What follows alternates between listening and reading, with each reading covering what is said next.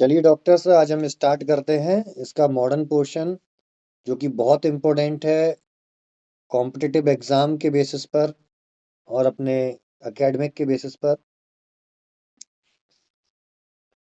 Anaesthesia topic है हमारा आज का, जिसको हम देखेंगे। World anaesthesia day. World anaesthesia day कब मनाया जाता है? तो ये 16 अक्टूबर के दिन मनाया जाता है। इस दिनों को आप जरूर याद रखेंगे, जितने भी डे आते हैं मेडिकल लाइन से रिलेटेड, उन सभी दिनों को आप लिखते जाएं। एक एक करके सारे सब्जेक्ट्स जब हम पढ़ेंगे तो सारे डे हम उसमें डिस्कस करेंगे। फिर बाद में मैं आपको एक लिस्ट भी दूंगा, जिसके अंदर सारे डे A to Z लिखे होंगे कि मलेरिया डे कब आता है, डिवॉर्मिंग डे कब आता है, ऐसे। तो देखिए, जैसे आज एनेस्थीसिया का प्रचलन है पेशेंट का ऑपरेट करने से पहले, ठीक इसी प्रकार सर्जरी सबसे पहले इस दुनिया में इंडिया के अंदर ही इजाद हुई थी। हमारे भारतवर्ष में आचार्य सुश्रुत जी ने इसको दुनिया के सामने डिफरेंट टाइप प्रोसीजर के थ्रू लेकर के आए थे। तो उस समय भी जब ऑपरेशन हुआ करते थे तो भाई किस तरीके से उनको निश्चेत किया जाता था, या सुन्न किया जाता था, या एनेस्थाइज किया जाता था। तो इस चीज को हम देखते हैं, क्या इसका हिस्टोरिकल रेफरेंस है। तो आपको दिख रहा होगा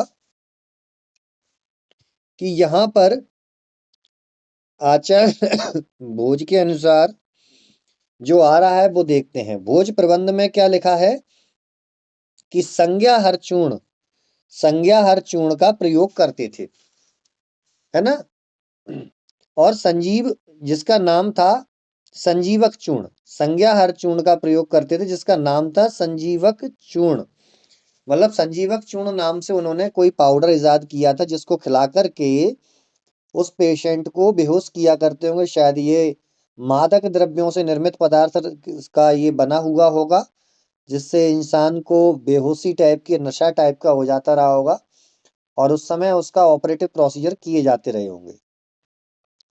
आचार्य सुश्रुत का एक कोटेशन आता है, मद्यपम पायेन मध्यम तीक्ष्णम यो वेदना असहा। इतना उसको एल्कोहल पिला दीजिए, मद्य पिला दीजिए कि उसको वेदना का एहसास होना बंद हो जाए। तो चरक क्या कहते हैं? चरक कहते हैं निगत मद्य पिलाकर अश्मरी चिकित्सा। अश्मरी चिकित्सा प्रकरण में चरक ने निगत मद्य का प्रयोग करने को बोला है। तो संजीवक चूर्ण का प्रयोग करने को किस आचार्य ने बोला है? आचार्य भोज प्रबंध में लिखा हुआ है संजीवक चूर्ण का, सुश्रुत ने बोला है मद्य का, और चरक ने निगत मद्य का प्रयोग करने को बोला है। कहां पर बोला है? अश्मरी चिकित्सा में बोला है। अब मॉडर्न के अनुसार कुछ एनेस्थेटिक एजेंट्स हैं जिनके थ्रू हम एनेस्थीसिया देते हैं और रिजल्ट लेते हैं, ऑपरेटिव प्रोसीजर करते हैं। तो उनको देखते हैं। देखिए, सबसे पहले आ रहा है ईथर। ईथर की प्रॉपर्टीज क्या क्या है देखते हैं। ये इन्फ्लामेबल है, मतलब इसको आग से दूर रखना है। जब इसका यूज करें तो आसपास कुछ भी ऐसा ना हो जिससे आग लगने का डर हो। बहुत तेजी से आग पकड़ता है। क्रॉसेस प्लासेंटा, प्लासेंटा बैरियर को क्रॉस कर जाता है। इसमें रिकवरी जो होती है पेशेंट की,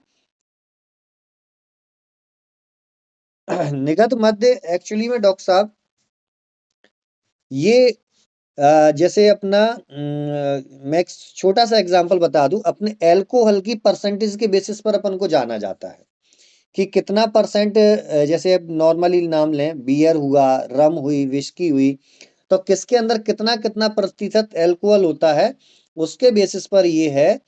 यहाँ पर जो एल्कोहल का परसेंटेज रहा होगा वो हाई परसेंटेज रहा होगा, इसको नगद मद्य बोला गया है। मतलब बहुत ज्यादा फर्मेंटेट करके बनाया गया एल्कोहल। तो इसके बाद फिर हम देखते हैं कि ये रिकवरी स्लो होती है इसमें, और हाइपर ग्लाइसीमिया की कंडीशन पैदा करता है। तो यहां से अपन को क्या चीज क्लियर होती है कि ऐसे पेशेंटों पर ज्यादातर इसका यूज नहीं करना चाहिए जिनको ब्रेन रिलेटेड डिसऑर्डर है। अगर उनकी रिकवरी स्लो होगी तो हो सकता है वो कोमा वगैरह में जा सकते हैं। और दूसरा, उन व्यक्तियों पर यूज नहीं करना है जो डायबिटिक पेशेंट है, क्योंकि हाइपरग्लाइसीमिया की कंडीशन डेवलप हो गई तो उनको रिकवर करना बहुत नुकसानदायक हो सकता है। अब हम चलते हैं नाइट्रस ऑक्साइड की तरफ।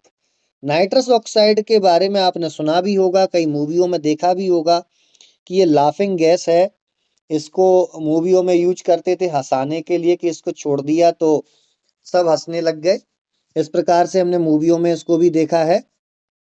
तो इसका क्या डिस्क्रिप्शन मिलता है देखने को, यूजफुल फॉर शॉर्ट प्रोसीजर, छोटे प्रोसीजर्स के लिए, माइनर ओटी के लिए इनको यूज करते हैं, जैसे टूथ एक्सट्रैक्शन या ड्रेसिंग ऑफ बर्न्स। वंश की ड्रेसिंग के लिए, जले हुए व्यक्तियों की ड्रेसिंग के लिए जो थोड़े बहुत जल गए हैं और उनको दर्द हो रहा है बहुत ज्यादा, तो ऐसे व्यक्तियों के लिए इसको यूज करते हैं। मैंने कभी ओटी में काम नहीं किया है तो मैं इस पर ज्यादा डिटेल आपको नहीं बता पाऊंगा। नाइट्रस ऑक्साइड कॉन्ट्राइंडिकेटेड है। कहां पर कॉन्ट्राइंडिकेटेड है, ये बात को जानना बहुत जरूरी है। ये गैस पॉकेट्स में कॉन्ट्राइंडिकेटेड है। गैस पॉकेट्स कहाँ बनते हैं, एक तो न्यूमोथोरैक्स में, लंग्स के अंदर बनते हैं। दूसरा इंटेस्टाइनल ऑब्स्ट्रक्शन में बनते हैं। तीसरा एक जगह और बता दूं, गैंग्रीन के पेशेंट्स में भी गैस पॉकेट्स बनते हैं, क्योंकि वहां पर बैक्टीरियल इन्फेक्शन होने के कारण स्यूडोमोनास का भी इन्फेक्शन कई बार देखा जाता है, तो उसकी वजह से गैस पॉकेट्स बनते हैं। तो वहां पर इसको यूज करने से हमें बचना है। अब चलते हैं कीटामाइन, डिसएसोसिएटेड एनेस्थीसिया विद कंप्लीट एनाल्जेसिक, है ना। ये क्या करता है, ये काम करता है ऑर्गन्स को थोड़ा सेपरेट करने के लिए। कुछ ऑर्गन्स पास में है, अब हमें सर्जरी करनी तो उनको आपस में बगल वाला जो है आर्टरी या वेंस वो कट ना हो जाए, इसलिए वहां पर जो उनको थोड़ा दूरी बना देता है, जिससे हम पर्टिकुलर टारगेट कट पॉइंट पर कट कर सकें। तो increase blood pressure so can not be use in hypertension and ocular surgery. ये जैसे हमने अभी जस्ट अभी देखा कि हाइपरग्लाइसीमिया की कंडीशन पैदा कर रहा था ईथर, तो हमें एक डायबिटिक जो पेशेंट होते हैं डायबिटिक मेलाइटिस वाले, वहां पर इसका यूज करने से बचना है। ठीक इसी प्रकार ये जो कीटामाइन है ये ब्लड प्रेशर को बढ़ा देता है। तो ब्लड प्रेशर को बढ़ाता है तो कहाँ यूज नहीं करना है, हाइपरटेंशन वाले पेशेंट्स में नहीं करना है जिनको हाई बीपी है। दूसरा ऑक्यूलर सर्जरी वालों को, ऑक्यूलर सर्जरी वालों को क्यों नहीं करना है, क्योंकि हमने देखा है कि जहाँ डायबिटीज होती है पेशेंट को या हाइपरटेंशन होता है तो वहां पर ऑपरेट नहीं करते हैं, क्योंकि आईओपी बढ़ने का डर रहता है, इंट्रा ऑक्यूलर प्रेशर बढ़ने का डर रहता है, जो कि आंख का ब्लड प्रेशर बोला जाता है। तो इसमें इन प्रोसीजर में हमें इनको विशेषकर ध्यान रखना है। यूजफुल फॉर शॉर्ट प्रोसीजर, ये भी शॉर्ट प्रोसीजर में यूज होते हैं, जैसे कार्डियक कैथेटराइजेशन, यानी जो कॉर्नरी आर्टरी होती है उसके अंदर कैथेटर डाला जाता है सिंपल प्रोसीजर के लिए, तो वहां पर ये किया जाता है। दूसरा ड्रेसिंग बर्न्स में किया जाता है। ब्रीच प्रेजेंटेशन होता है बच्चों का डिलीवरी के समय पे, तो उस ब्रीच प्रेजेंटेशन में भी इसको यूज कर सकते हैं। अब नेक्स्ट जो आता है वो है इथाइल क्लोराइड। नेक्स्ट जो है वो है इथाइल क्लोराइड। तो इस इथाइल क्लोराइड को देखते हैं, can be used for local and general anaesthesia. Local anaesthesia एवं जनरल एनेस्थीसिया में ये यूज किया जाता है। ज्यादातर ये प्रयोग करते हैं इथाइल क्लोराइड को बहुत अच्छे तरीके से, क्योंकि ये सेफ भी माना जाता है। अब आता है कि भाई एनेस्थीसिया हमने देख लिया कि कैसे क्या इसका क्या है, वर्ल्ड एनेस्थीसिया डे आज से हजारों साल पहले संहिताओं में क्या वर्णन मिलता था, कौन कौन से इंपॉर्टेंट एनेस्थेटिक एजेंट हैं, बट इनकी रिसर्च किसने की और सबसे पहले कौन सा एनेस्थीसिया रिसर्च में आया, तो इसकी रिसर्च की है प्रीस्टले ने। प्रीस्टले ने रिसर्च की और सबसे पहला एनेस्थीसिया डिस्कवर्ड हुआ था वो है नाइट्रस ऑक्साइड। नाइट्रस ऑक्साइड, देखिए डॉक्टर्स, जैसे डॉक्टर प्रभात शर्मा जी क्वेश्चंस पूछते रहते हैं, आप भी इस प्रकार से क्वेश्चंस पूछते रहिएगा, क्योंकि डाउट मन में नहीं होना चाहिए। कभी ये ना सोचें कि सवाल छोटा है या सवाल बड़ा है। अगर मुझे नहीं आता है सवाल का जवाब तो मेरे लिए तो बड़ा सवाल है। ऐसा सोच के हमेशा छोटे छोटे पॉइंट पर भी आप जैसे डॉक्टर साहब ने लिखा ऐसे आप लिख करके बीच क्लास में भी पूछ सकते हैं, तो वहां की वहां वो क्लियर होता रहेगा, है ना। नहीं पता चले मैं ये सोचता रह रहा हूँ कि आपको समझ में आ रहा है, मैं आगे बढ़ता जाऊं और आपको समझ में ना आए, तो फिर क्या मतलब ऐसे रुपए खर्च करने का और ऐसी क्लास लेने का। अपनी कोशिश है कि 100% आपके डाउट क्लियर ना हो पाए, तो लगभग 95% तो डाउट क्लियर हो जाए, ताकि आप और स्टूडेंटों से आगे निकल सके।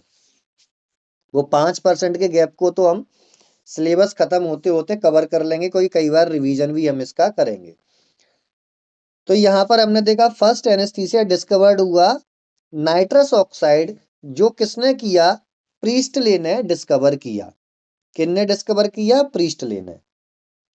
अब है एक्सप्लोजिव एनेस्थेटिक एजेंट, जस्ट अभी हमने बात की, जैसे ईथर को मैंने बोला था इन्फ्लामेबल है। इन्फ्लामेबल का मतलब ज्वलनशील, तो जो ज्वलनशील होंगे वो आग पकड़ेंगे, बिल्कुल पकड़ेंगे। तो कौन कौन से हैं, ईथर है, ईथर है, इथिलीन है, इथाइल क्लोराइड है और साइक्लोप्रोपेन है। Ether, ethylene, ethyl chloride, cyclopropane, cyclopropane. तो ये ट्रिपल ई सी करके हम याद कर सकते हैं, या फिर E3C करके याद कर सकते हैं, जिसमें 3 ई से शुरू होते हैं और लास्ट का सी से शुरू होता है। तो ether, ethylene, ethyl chloride and cyclopropane. Cyclopropane, ether और इथिलीन और इथाइल क्लोराइड जो है, वो इलेक्ट्रिक कॉटरी जब करते हैं हम, तब इसका यूज नहीं करना है। क्या कंसेप्ट है इसके पीछे, इलेक्ट्रिक कॉटरी करते समय चिंगारियां भी पैदा हो सकती हैं, और ऐसे समय पर अगर ये इन्फ्लेमेबल एनेस्थेटिक एजेंट हमने यूज किए, तो आग लगने का डर हो सकता है, ओटी में कहीं आग ना लग जाए, और ऐसी कंडीशन में पेशेंट की सेहत को बनाने के चक्कर में कहीं बिगड़ और ना जाए, है ना। तो विशेषकर ये कॉन्ट्राइंड देखो, ट्रीटमेंट से ज्यादा जरूरी होता है कि पेशेंट को कोई लॉस ना हो, पेशेंट को कोई लॉस ना हो। इसलिए कहते हैं पहले कॉन्ट्रा इंडिकेशन आपको मालूम होने चाहिए, ताकि आप संभल संभल के यूज कर सकें। इसका मतलब ये भी नहीं है कि डर के मारे उस चीज का यूज भी ना करें, क्योंकि हर चीज के प्लस माइनस होते हैं। नेक्स्ट देखते हैं कि भाई अगर आपके पास एनेस्थेटिक एजेंट रखे हुए हैं, तो उस समय पर आप उनको पहचानोगे कैसे कि भाई कौन सी चीज क्या है। तो उसके कलर ग्रेडिफिकेशन होते हैं, कलर ग्रेडेशन होते हैं, कि पर्टिकुलर कलर दिया जाता है हर चीज के एक सिलेंडर को। तो उसमें नाम देखिए, सबसे पहले आता है ऑक्सीजन का। तो ऑक्सीजन का जो सिलेंडर है वो किस तरीके से होगा, डायग्राम से हम समझते हैं। ये हमने सिलेंडर बनाया, है ना। अब इस सिलेंडर का क्या बोल रहे हैं वो, कि भाई इसकी बॉडी जो है वो पूरी ब्लैक होगी, ये बॉडी जो है पूरी ब्लैक होगी, और ऊपर का जो शोल्डर है, जो ये ऊपर का पोर्शन दिख रहा है जो खाली खाली जो, वो होगा वाइट, यानी शोल्डर वाइट होगा और बॉडी होगी पूरी ब्लैक। अगर ऐसा सिलेंडर आपको हॉस्पिटल के अंदर रखा हुआ दिख जाता है कहीं पर, तो आप ये बिल्कुल क्लियर कर लेना कि भाई ये ऑक्सीजन सिलेंडर ही होगा। अभी कोविड के समय पे आप लोगों ने इसको बहुत देखा होगा, कई जगह पर कई लोग इसको घर पर भी लेकर के आए थे, घर पे लगा करके रहे थे। हमने भी कई पेशेंट्स को जब ट्रीट किया, तो हॉस्पिटल्स के अंदर बेड नहीं मिल पा रहे थे, तो हमने भी उन पेशेंट्स को यही सलाह दी कि आप घर पर लेके आइए, और एक फ्लो मीटर साथ में लेके आए, तो फ्लो मीटर लगा करके आपको घर पर ही हम उस सिलेंडर के जरिए कुछ समय तक, हमें भी समय मिल जाएगा ट्रीटमेंट करने का, और फिर उनको ट्रीट करके वो सिलेंडर भी वापस कर दिए गए। ये देखा हमने। दूसरा क्या होता है, नाइट्रस ऑक्साइड होता है इसकी कंप्लीट बॉडी। नाइट्रस ऑक्साइड की कंप्लीट बॉडी जो है, ये पूरी बॉडी ब्लू होगी, पूरी बॉडी ब्लू कलर की बॉडी होगी इस सिलेंडर की। तो ये नाइट्रस ऑक्साइड है, नाइट्रस ऑक्साइड। अब कार्बन डाइऑक्साइड देखिए, ये ग्रे कलर का होगा। अब ग्रे कलर का ऑप्शन मेरे इसमें नहीं है, तो मैं आपको बना के नहीं दे सकता, तो आप इसको इमेजिन कर लीजिएगा। फिर आता है साइक्लोप्रोपेन। साइक्लोप्रोपेन ऑरेंज कलर का होता है। ऑरेंज कलर का, जस्ट थोड़ा हम इससे येलोइश कलर से करके देख लेते हैं, तो इसी को आप ऑरेंज मान लीजिए। ये ऑरेंज कलर का होता है पूरा, इसकी body and shoulder everything is orange colour. तो साइक्लोप्रोपेन ऑरेंज कलर, तो साइक्लो में ओ आ रहा है, साइक्लो तो ओ से ऑरेंज, है ना। अब आता है इथिलीन। इथिलीन होता है पर्पल कलर का। इथिलीन पर्पल कलर का रहता है, और नाइट्रोजन जो रहता है सिलेंडर, वो होता है टोटल ब्लू कलर का, सॉरी ब्लैक कलर का, टोटल ब्लैक कलर का। Complete body and shoulder everything is black colour. But oxygen में क्या था, बॉडी ब्लैक कलर की थी, शोल्डर्स व्हाइट कलर के थे। कार्बन डाइऑक्साइड लेप्रोस्कोपिक सर्जरी में यूज किया जाता है, और वहीं पर नाइट्रोजन क्रायो सर्जरी में यूज किया जाता है। क्रायो सर्जरी क्या होता है, ठंडी ठंडी सर्जरी जिसको बोलते हैं, बिल्कुल फ्रीज कर देने वाली, फ्रीज करते नाइट्रोजन को।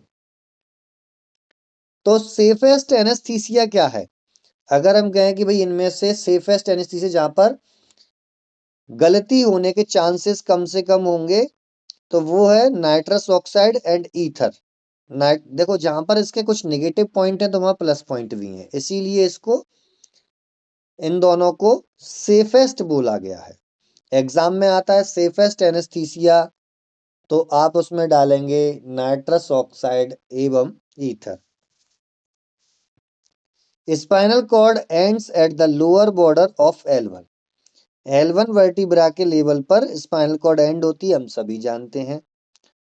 तो अब इसका कंसंट्रेशन, लिग्नोकेन सभी ने सुना है, लिग्नोकेन जेली आती थी जाइलोकेन के नाम से। लिग्नोकेन के इंजेक्शन आते थे 2% में, जाइलोकेन के नाम से।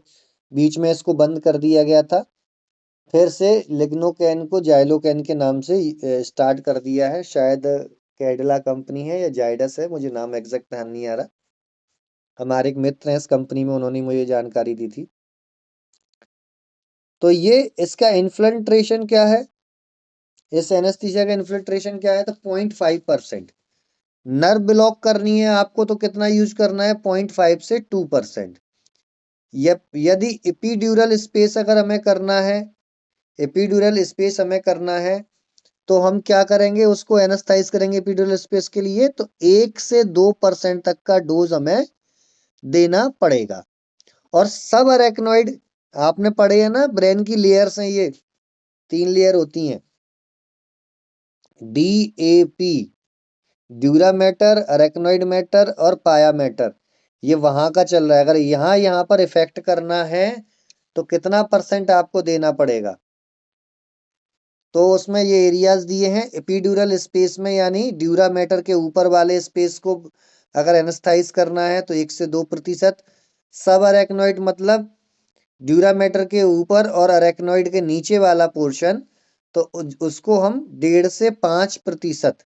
और complete spinal anaesthesia, complete spinal cord को एनेस्थाइज करेंगे तो हम क्या करेंगे, 5% हैवी, जो सबसे हैवी हो जाता है परसेंटेज, वो हम देंगे। और टॉपिकल सरफेस पर, अगर किसी सरफेस पर फोड़े फुंसी हो जाते हैं तो वहां इंसीजन लेकर के उसकी पस को निकालते हैं, तो वहां पर 2% एनेस्थीसिया हम देते हैं, 2% एनेस्थीसिया दिया जाता है ना। अब जो होता है, मैं आपको एक पॉइंट बता दूं कि जो ओटी होता है, ओटी ऑपरेशन थिएटर, तो ऑपरेशन थिएटर का हेड ऑफ द डिपार्टमेंट है, यानी एचओडी। एचओडी एनेस्थिस्ट होता है, एनेस्थीसिया देने वाला डॉक्टर उसका एचओडी होता है, ना कि सर्जन। इस बात को ध्यान रखें, एनेस्थीसिया देने वाला डॉक्टर होता है आईसीयू का इंचार्ज, उसका एचओडी, ना कि सर्जन। अगर कोई घटना घट जाती है ऑपरेशन थिएटर में, तो सर्जन से पहले इल्जाम आ जाएगा हमारे एनेस्थेटिस्ट पर। अब concentration of adrenaline used to prolong the action of local anaesthesia. अब आप एड्रेनालिन का कितना यूज करेंगे लोकल एनेस्थीसिया देते हुए, तो 1 in 2 लाख या 1 in 250 लाख यानी 2,50,000 ये अमाउंट होती हैं, ये कंसंट्रेशन अमाउंट होती है। ये वहीं से इंजेक्शंस के अंदर नब तुल के कंपनी डाल के देती हैं। इसमें हमें इतना दिमाग लगाने की जरूरत नहीं होती, बस पढ़ लीजिए कि एक बोतल में कितना इसका परसेंटेज, इसका जो एक तरीके से बोलते हैं सैचुरेशन, कितना क्या इन्होंने डाला है। तो 1 in 2 lakh, 1 in 2.5 lakh. Maximum safe dose of lignocaine hydrochloride, देखो आगे ना जाइलोकेन नाम से। जाइलोकेन एक्चुअली में ब्रांड नेम था, ना कि ड्रग नेम। ड्रग का नेम है लिग्नोकेन हाइड्रोक्लोराइड। तो जाइलोकेन जो मैंने कंपनी बताई, हमारे मित्र हैं उसके अंदर, तो उनकी ये कंपनी है जाइलोकेन नाम से, ये बनाते थे इस इंजेक्शन को, और वो फेमस हो गया। जैसे फॉर एग्जांपल डिटॉल है। डिटॉल के अंदर क्या केमिकल कंपाउंड डला होता है किसी को नहीं मालूम। अब मुझे भी ध्यान नहीं आ रहा कि क्या रहता है, शायद आपको ध्यान हो। लगाएंगे 250 मिलीग्राम इंजेक्शन, उसको लगाएंगे। अगर एड्रिनलिन साथ में मिला है, लिग्नोकेन प्लस एड्रिनलिन का कॉम्बिनेशन भी आता है, अगर एड्रिनलिन मिला है तो कितना, 7 मिलीग्राम पर केजी बॉडी वेट। ध्यान रखिएगा, प्लेन है तो 5 मिलीग्राम पर केजी बॉडी वेट, और यदि एड्रिनलिन मिला हुआ है तो 7 मिलीग्राम पर केजी बॉडी वेट का डोज हमें देना है। स्प्रे यदि करना है, लोकल स्प्रे करना है, तो कितना करेंगे, 100 मिलीग्राम पर एमएल स्प्रे करना है, 100 ग्राम पर एमएल।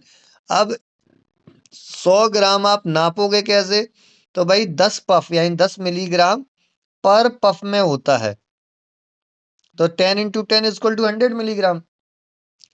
आप एक स्प्रे करोगे तो उसमें 10 मिलीग्राम निकलेगा, तो 10 बार करोगे तो 100 मिलीग्राम, यानी 10 बार आप स्प्रे करते हो तो आप वहां पर नॉर्मल डोज उसको प्रोवाइड कर दोगे। लोकल के लिए, लोकल एरिया के लिए वहां पर आसानी से इंसिजन दे सकते हो, या कोई वहां पर फॉरेन पार्टिकल यदि आ गया है, बाहर स्किन में लगा हुआ है, जैसे छोटे लोहे के टुकड़े होते हैं या कांच के टुकड़े हैं या कंकड़ है या फिर कांटा वगैरह लग जाता है बहुत डीप डाउन, तो आप स्प्रे करके उतने एरिया को सुन्न करके, नम करके, उस एरिया को आप आसानी से वहां से उस चीज को, उस फॉरेन पार्टिकल को निकाल सकते हैं।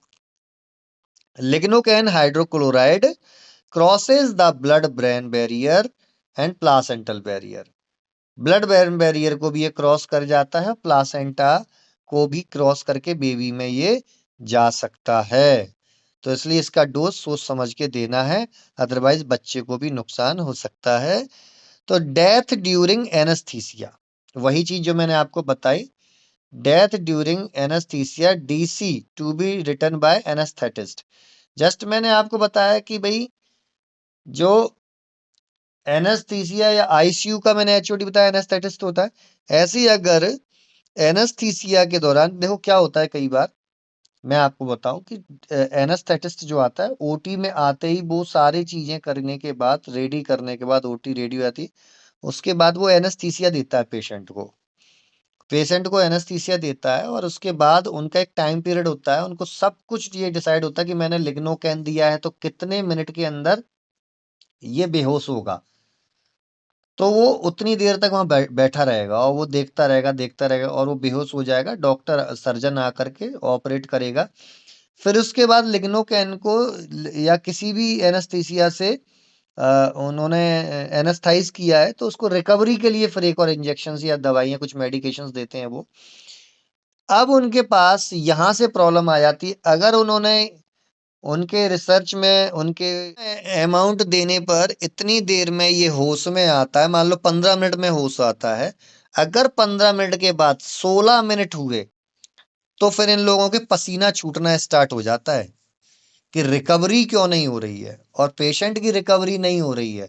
17 मिनट हुए, गला सूखने लगेगा। 18, 19, 20 मिनट पे तो ये इनका बीपी इतना ज्यादा बढ़ जाएगा कि पता चले कि इनका डेथ सर्टिफिकेट बनाना पड़ जाए। इतनी टेंशन वाली चीज होती है कि एनेस्थीसिया की जॉब। अपन कहते हैं कुछ नहीं, 5 मिनट में आया, लगाया, बेहोश किया, चला गया, जाता नहीं है, वहीं पे बैठा रहता है। रिकवरी बहुत जरूरी है। वो तो ये है कि उनको इतना अनुभव हो जाता है कि यार इतनी प्रॉब्लम में इतना तो नहीं ये उठेगा। लेकिन यदि कहीं उसकी डेथ हो गई इस दौरान, तो डेथ सर्टिफिकेट एनेस्थेटिस्ट ही बनाएगा, क्योंकि वो उसका एचओडी है। तो DC to be written by anaesthetist. अब हम देखते हैं कुछ साइंस, कुछ ऐसे चिन्ह जिनकी वजह से हम पता कर सकते हैं कि बंदे को क्या प्रॉब्लम है और क्या समस्या आ गई है। साइंस है बैलेंस साइन। ये कहां पर होता है? जब स्प्लीन को, आपकी स्प्लीन को इंजुरी होती है या रप्चर्ड हो जाती है, वो स्प्लीन फट जाती है या स्प्लीन पर कोई चोट लगती है, तो स्प्लीन की जो जगह होती है उसका जो जस्ट मैं बोलूं राइट लेफ्ट हाइपोकॉन्ड्रिक रीजन में ये दर्द महसूस होने लगेगा उस व्यक्ति को। फिर होता है केहर साइंस। केहर साइंस ये भी स्प्लीनिक इंजुरी या रप्चर्ड एक्टोपिक प्रेगनेंसी, रैप बोलते हैं इसको, rupture ectopic pregnancy. Ectopic pregnancy जानते हैं आप? कोई मुझे बताएगा क्या होती है एक्टोपिक प्रेगनेंसी? बिल्कुल बिल्कुल, बहुत सही है आपने, बिल्कुल सही बोला। हाँ, जो यूट्राइन बेड होता है उसके अलावा अगर कहीं भी प्रेगनेंसी कंसीव होती है, या तो वो फैलोपियन ट्यूब के किसी भी पार्ट में, एम्पुला में या कहीं भी, तो उसको एक्टोपिक प्रेगनेंसी बोलते हैं। मींस एक्टो मतलब अपनी जगह से हटके। तो वो उस कंडीशन में केहर साइंस दिखता है, यानी वहां पर ब्लूइश डिस्कलरेशन होने लगता है और पेन जनरेट हो जाता है। फिर आता है वेटल साइंस। वेटल साइंस क्या है? इन पोस्टीरियर क्रेनियल फोसा फ्रैक्चर। ये कहां पर देखने को मिलता है? किस जगह देखने को मिलता है? Posterior cranial fossa fracture. यदि पीसीएफ में फ्रैक्चर होता है तो वहां पर स्वेलिंग, पेन ऐसी क्रिएट होता है और ब्लीडिंग के भी कुछ साइन दिखते हैं। तो इस कंडीशन को बैटल साइन बोलते हैं। एग्जाम में पूछा जाता है कि बैटल साइन रिलेटेड है, battle science is related to, फिर उसके बाद ऑप्शंस देखने को मिलेंगे। तो आपको PCF posterior cranial fossa fracture को आपको टिक करना है और आगे बढ़ जाना है। फिर आता है कुलीन साइंस।